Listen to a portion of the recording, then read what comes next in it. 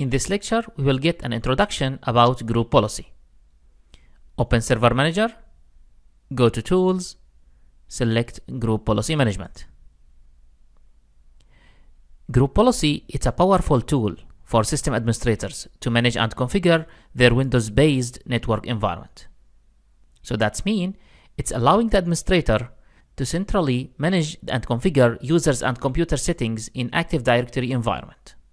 As you can see here in this tree, I have all my organization units, and each one, it has its own group policy. Now, since this is a fresh one, so we don't have much more, as you can see here, on the top, we have default domain policy. That means it's applied for every organization unit under it. If I want to apply just for sales, right-click on it, create GPO in this domain and link it here. So if I select that, this is just for test.